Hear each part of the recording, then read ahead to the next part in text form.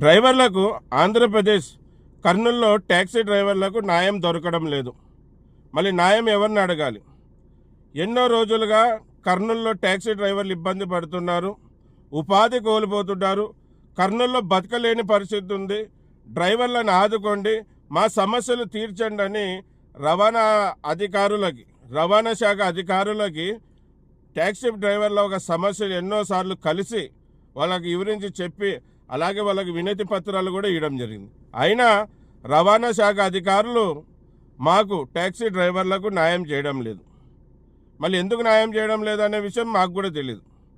మళ్ళీ గౌరవప్రదంగా కర్నూలు జిల్లా కలెక్టర్ గారికి గతంలో కలవడం జరిగింది. అమ్మ, ఈ విధంగా మేము ట్యాక్సీ కట్టుకొని ధర్మబద్ధంగా న్యాయంగా రాజ్యాంగం ప్రకారంగా నడుచుకునే వాళ్ళం. మేము వేలకు వేలు లక్షలకి లక్షలు ట్యాక్స్ కడుతున్నాం. కర్నూలులో చట్ట వ్యతిరేకంగా తిరిగే బండ్ల ద్వారా మేమందరూ కూడా ఇబ్బంది పడుతున్నాం. మేము కిరాయిలు లేకుండా బాధపడుతున్నాం, మా ఉపాధి కోల్పోతున్నాం, మేము బతకలేని పరిస్థితి ఉంది కర్నూలులో, మాకు న్యాయం చేయండి అమ్మా అని కలెక్టర్ గారిని కలవడం జరిగింది. మళ్ళీ కలెక్టర్ గారు వెంటనే స్పందించి, ఎందుకంటే కలెక్టర్ గారు చాలా గొప్ప వ్యక్తి కనుక, తన బిడ్డల బాధ తల్లికి అర్థమవుతుంది కనుక